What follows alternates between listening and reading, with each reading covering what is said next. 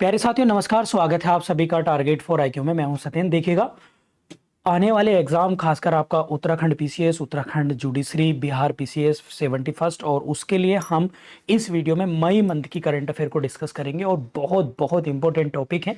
जैसा कि आप लोग ये वन लाइनर फॉर्मेट में देख रहे हैं, बट मैंने डिटेल में डिस्कस करूंगा, तो आप लोग जो है क्लास को लास्ट तक देखना, चैनल को सब्सक्राइब कर लेना, और जो लोग पहली बार चैनल पर आए तो चैनल को जरूर जरूर जरूर सब्सक्राइब कर लेना। और आप साथ में जब इस वीडियो को देखें तो कॉपी पेन लेके बैठ जाइए ताकि कंसाइज नोट्स आप लोग बना लें। ये पीडीएफ आपको हमारे public channel target for IQ में मिल जाएगी, और अभी डाउनलोड कर लीजिए टारगेट फॉर आईक्यू ऐप, तो वहां से आप स्टडी मटेरियल को एक्सेस कर सकते हैं और क्लासेस ले देख सकते हैं। तो चलिए, पहला है, आप अगर हम बात करें यूपीएससी, ये हिंदी में है बच्चों, लेकिन मैं इंग्लिश में साथ के साथ बताऊंगा। यूपीएससी के नए चेयरमैन बने हैं अजय कुमार, और इन्होंने किसको जो है रिप्लेस किया है, तो वो करा है प्रीति सूदन को। ये आप लोग याद रखें। Ajay Kumar farmer defence secretary रह चुके हैं, तो ये आप लोग जो है याद रखेंगे।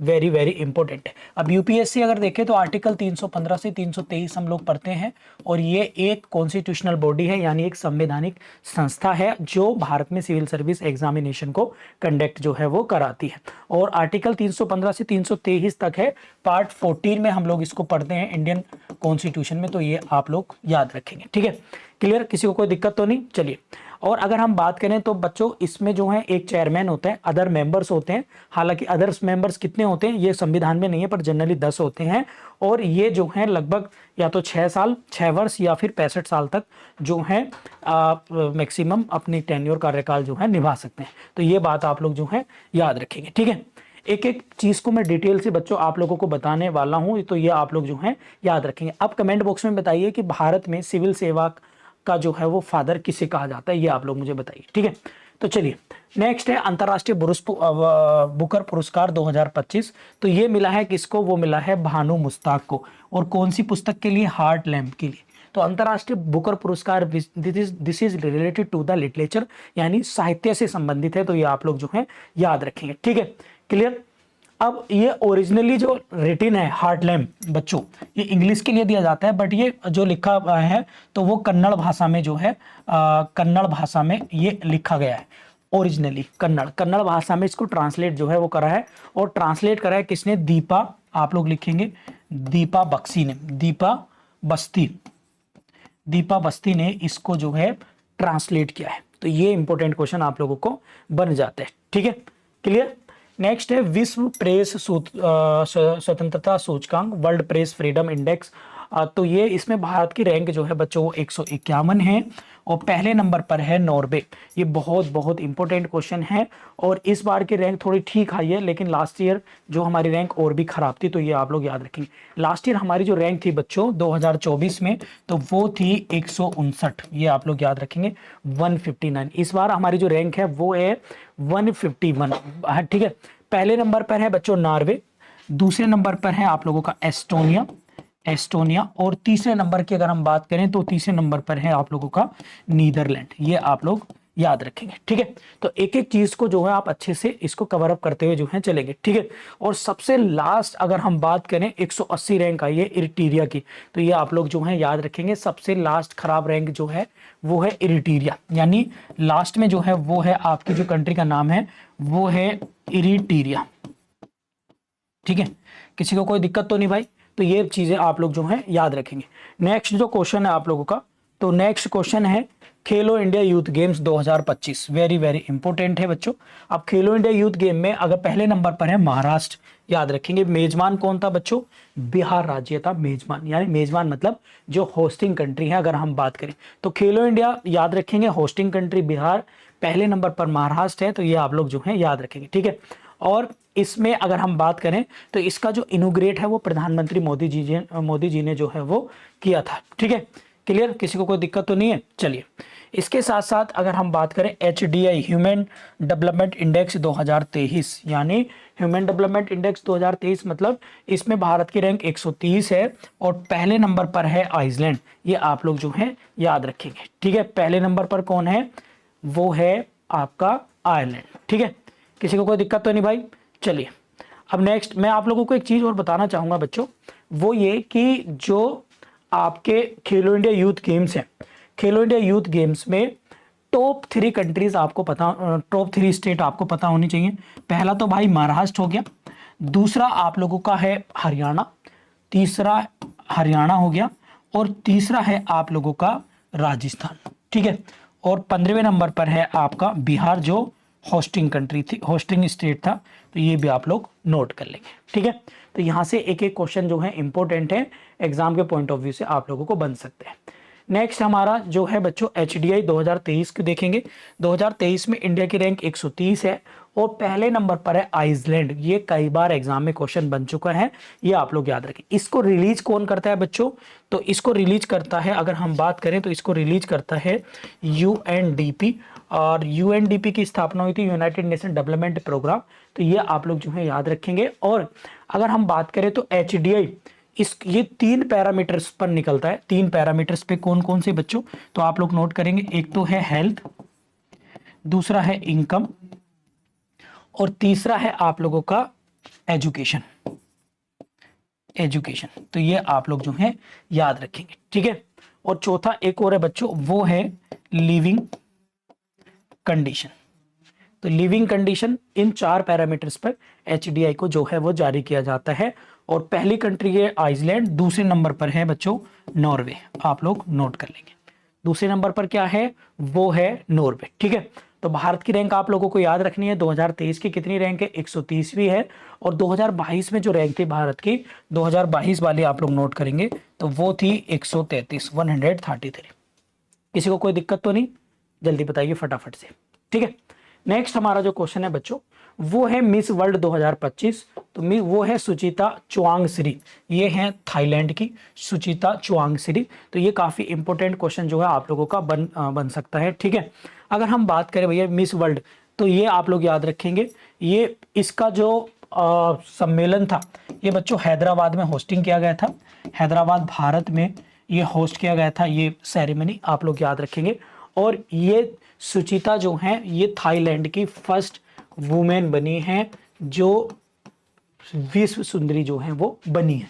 तो ये आप लोग जो है याद रखेंगे, ठीक है। किसी को कोई दिक्कत तो नहीं भाई? चलिए, इसके साथ साथ नेक्स्ट है नालसा के कार्यकारी अध्यक्ष कौन बने हैं, ठीक है। तो नालसा के कार्यकारी अध्यक्ष बने हैं न्यायमूर्ति सूर्यकांत। ये क्वेश्चन आप लोगों से बन सकता है, पूछा जा सकता है एज ए लीगल। ये आप नालसा की फुल फॉर्म क्या होती है? वो होती है national legal service authority of India. National legal service authority of India. तो ये आप लोग याद रखेंगे। और इसकी स्थापना हुई थी 1995 में बच्चों। 1995 में इसकी जो है स्थापना भारत में की गई थी, ठीक है। और अगर हम बात करें बच्चों, तो भारत में एक फ्री लीगल एड के बारे में सुना होगा, जिसमें 390A जो है जोड़ा गया था कॉन्स्टिट्यूशन में। नालसा जो है वो भारत में नेशनल लीगल सर्विस प्रोवाइड करती है, और खासकर उन लोगों के लिए who are not competent to the legal aid, जो मतलब विधिक सहायता नहीं कर सकते हैं, अपने जो उन पे मुकदमे चल रहे हैं उनकी हेल्प नहीं हो सकती है। तो इसके लिए जो है फ्री लीगल एड का जो है equal justice and free legal aid का प्रोविजन DPSP के आर्टिकल 390A में किया गया है। और जो आपके BNSS आप लोग चाहो तो याद रखेंगे, BNSS में सेक्शन 141 और CRPC में आपका सेक्शन 304 में इसके प्रोविजन जो हैं वो दिए गए हैं। तो ये आप लोग जो है याद रखेंगे। और इसके अध्यक्ष कौन बने हैं? वो बने हैं सूर्यकांत, न्यायमूर्ति सूर्यकांत। फिर है भारत के 86वें शतरंज ग्रैंड मास्टर कौन बने हैं? तो श्री हरि LR जो हैं वो भारत के 86 ग्रैंड मास्टर जो हैं वो बनाए गए हैं। अब इनके बारे में थोड़ा सा डिस्कशन कर लेते हैं, फटाफट से देख लेते हैं इनके बारे में, ठीक है। तो हम बात करते हैं श्री हरि LR के 86 जो बने हैं। तो अगर हम बात करें तो बच्चों, अभी आप लोगों ने D गुकेश का नाम सुना होगा, D गुकेश, ठीक है। तो D गुकेश जो हैं ये ऑलरेडी भारत के ग्रैंड मास्टर बन चुके हैं, और इन्होंने अभी 2024 की याद रखेंगे वर्ल्ड चेस चैंपियनशिप ये भी जो है जीती थी। ये इसके जो है विनर रहे थे, ये आप लोग जो है याद रखेंगे। और R प्रभु नंदा जो हैं उन्होंने भी Tata steel master chess tournament 2025 का जीता था। तो ये भी आप लोग याद रखेंगे। नेक्स्ट है बच्चों आप लोगों का, नेक्स्ट है विश्व खाद्य पुरस्कार 2025, वर्ल्ड फूड अवार्ड 2025। ये मिला है मारिएंजेला हंगरिया को, जो है ब्राजील की। इनको जो है इस अवार्ड को दिया गया है, काफी इंपॉर्टेंट है, ठीक है। अगर हम बात करें बच्चों तो ये जो अवार्ड है ये 1986 से जो है इस्टेब्लिश है, 1986 से जो है इसको इस्टेब्लिश किया गया था। और अगर हम बात करें तो ये अवार्ड जो है आप लोग याद रखिएगा मारियाना एंजेला आंग्रिया को जो है ब्राजील की, उनको दिया गया है। ठीक है, अब नेक्स्ट क्वेश्चन है आप लोगों का, नेक्स्ट की बात करेंगे तो भारत की कुल प्रजनन दर 2.0 से 2.0 है, जबकि सबसे ज़्यादा बिहार में है, सबसे कम दिल्ली में है और पश्चिम बंगाल में 1.4 है। तो सबसे कम दिल्ली और पश्चिम बंगाल है, सबसे ज़्यादा बिहार में, और भारत की ओवरऑल प्रजनन दर जो है वो 2.0 है। ये आप लोग जो है याद रखिएगा। और किसके अनुसार है बच्चों, एस आप लोग लिख लेंगे, किसके द्वारा रिपोर्ट जारी की गई है, SRS। इसकी फुल फॉर्म में आप लोग लिख लेंगे क्या, सिंपल रजिस्ट्रेशन सिस्टम रिपोर्ट 2021 की रिपोर्ट जो है ये अभी आई है। ये रिपोर्ट 2021 के तहत आंकड़े आए हैं कि भारत की प्रजनन दर कितनी है। ठीक है, तो भारत में बताया है कितना, 2 चिल्ड्रन पर वुमेन जो है वो टोटल हमारी फर्टिलिटी रेट यानी प्रजनन दर जो है वो भारत की आई है। ठीक है, और इसमें सबसे ज़्यादा अगर आप देखेंगे बच्चों तो सबसे ज़्यादा बिहार की है और सबसे कम जो है वो आप लोग याद रखेंगे दिल्ली और पश्चिम बंगाल की। ठीक है, आगे बढ़ते हैं। नेक्स्ट है मिजोरम भारत का पहला पूर्ण साक्षर राज्य बना है, मिजोरम आप लोग याद रखेंगे। और मिजोरम की राजधानी आइजोल है बच्चों, आप लोगों को याद रखेंगे। और वहाँ के गवर्नर है विजय कुमार सिंह। ठीक है, तो ये आप लोग याद रखेंगे। अब मिजोरम की बात करें बच्चों तो मिजोरम जो है भारत का पूर्ण साक्षर राज्य बन गया है। इससे पहले दूसरा पूर्ण राज्य साक्षर था हमारा गोवा, जो दूसरा पूर्ण राज्य साक्षर था। ठीक है, गोवा। ठीक है, आगे बढ़े, चलिए नेक्स्ट अगर हम बात करें बच्चों तो गोवा में एक उल्लास योजना जो है वो स्टार्ट की गई थी। उल्लास योजना किससे रिलेटेड थी बच्चों, ये आप लोग याद रखेंगे। उल्लास का मतलब था न्यू, ये यहाँ पे चाहो तो लिख लेंगे उल्लास। तो उल्लास का मतलब था न्यू भारत, ठीक है, साक्षरकर्ता का कार्यक्रम। ठीक है, न्यू इंडिया लिटरेसी प्रोग्राम अगर इसको कह सकते हैं हम लोग। तो इसके तहत जो है गोवा पहला ऐसा राज्य बना था जो पूर्ण साक्षर जो है वो बना था। ये आप लोग जो याद रखेंगे। और इसको अलाइन किया गया था नैप के थ्रू, नैप मतलब न्यू एजुकेशन पॉलिसी 2020 के तहत जो है इसको जोड़ा गया था। ठीक है, तो ये आप लोग याद रखेंगे।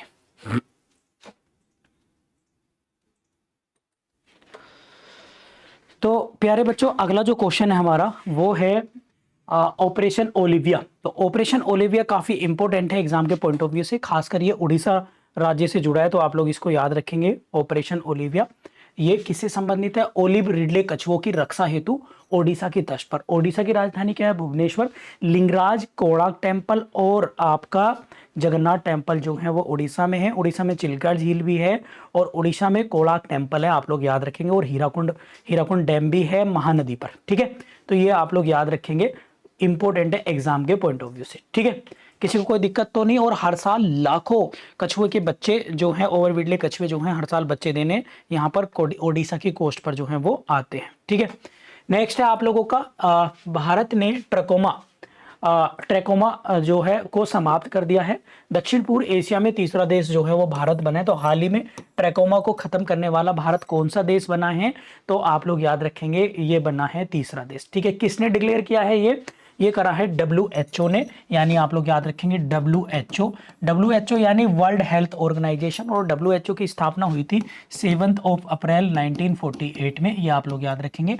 और WHO का जो हेडक्वार्टर है वो है भाई जेनेवा में। ठीक है, एक ये बैक्टीरियल डिसीज इन्फेक्शन होता है ट्रैकोमा, जो आंखों में होता है, यानी आंखों की जो है ये डिसीज है। तो ये आप लोग जो है याद रखेंगे। नेक्स्ट है बच्चों लखनऊ में ब्रह्मोस मिसाइल यूनिट का उद्घाटन किया गया है। सॉरी, लूपेक्स मिशन देखेंगे पहले। लूपेक्स मिशन ये इसरो और जाक्सा इन दोनों का है, 2028-29 तक इसको कंप्लीट करेंगे। और जाक्सा जो है बच्चों जापान एरोस्पेस एक्सप्लोरेशन एजेंसी है, यानी जापान की एक स्पेस एजेंसी है लाइक एज इसरो। और इसरो की अगर हम बात करें बच्चों तो इसकी स्थापना हुई थी 1969 में। और हेडक्वार्टर कहाँ पर है इसरो का, वो है बेंगलुरु कर्नाटक में। ये आप लोग याद रखेंगे। 2028-29 तक ये एक्सपेक्टेड है, इस मिशन को आप लोग जो है याद रखेंगे। और ये सूर्य मिशन है, यानी सूर्य के लिए है। इसको कहते हैं lunar polar expedition exploration mission जो है वो ये है LUPEX, lunar exploration lunar polar exploration mission है। तो आप लोग इसको याद रखेंगे। ठीक है, अब मुझे बताइए नासा, कमेंट बॉक्स में बताइए जो नासा है बच्चों वो किस देश की जो है स्पेस एजेंसी है, फटाफट से मुझे बताइए। नेक्स्ट है लखनऊ में ब्रह्मोस मिसाइल यूनिट का उद्घाटन किया गया है। तो ब्रह्मोस मिसाइल आप लोग याद रखेंगे भारत की खुद स्वदेशी मिसाइल है और बहुत इंपॉर्टेंट है। क्या इसकी मैन्युफैक्चरिंग यूनिट जो है वो लखनऊ में स्टैब्लिश की गई है। और ब्रह्मोस मिसाइल जो है एक प्रकार की सुपर सैनिक इस क्रूज मिसाइल है बच्चों। और भारत जो है, भारत के जो है ऐसा देश बना है पहला जो अपनी खुद की स्वदेशी टेक्नोलॉजी से सुपरसोनिक मिसाइल ब्रह्मोस जो है बनाएगा। और ये वर्ल्ड की वन ऑफ द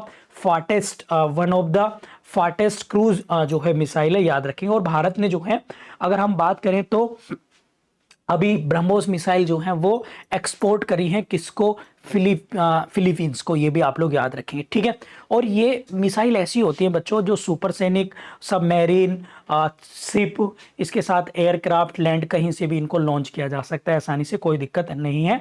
और ये ब्रह्मोस मिसाइल बनाने के लिए जो मदद कर रहा है देश वो है रशिया।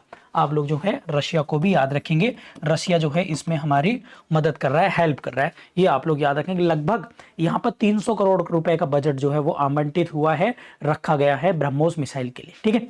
नेक्स्ट क्वेश्चन है तापसी बेसिन मेगा रिचार्ज योजना। अगर हम बात करें Taapsee basin mega recharge project जो है वो कहाँ किन किन राज्यों से संबंधित है, तो मध्य प्रदेश और महाराष्ट्र से संबंधित है, ये आप लोग जो है बच्चों याद रखेंगे। ताप्ती नदी की बात करें बच्चों तो इसी नदी के किनारे पर बसा है कौन सा शहर, वो बसा है सूरत, ये आप लोग याद रखेंगे। और इसके साथ साथ मैं आप लोगों से बात करूं तो इस प्रोजेक्ट में लगभग 19,244 करोड़ रुपए जो हैं वो खर्च जो है सरकार कर रही है। अब इसके साथ क्या होगा बच्चों, अगर हम बात करें, ठीक है, तो इसमें क्या होगा, इसमें दो अदर सहायक नदियां हैं जो अदर केन और बेतवा, ये आप लोग याद रखेंगे। इनको भी जोड़ा जाएगा इसी के तर्ज पर, और चंबल नदी को भी इसी के तर्ज पर जो है वो जोड़ा जाएगा। दो नदियों को आपस में जोड़कर पानी प्रोजेक्ट जो है, ताकि जो मरी हुई जो सुसुप्त नदियां हो चुकी हैं, सूख चुकी हैं, उन्हें प्रॉपर पानी दिया जा सके, ठीक है। तो ये आप लोग याद रखेंगे। नेक्स्ट है आप लोगों का यूपी एग्री एआई प्रज्ञा। ये क्या है, विश्व बैंक और यूपी सरकार, तो इसके बारे में हम लोग देखेंगे।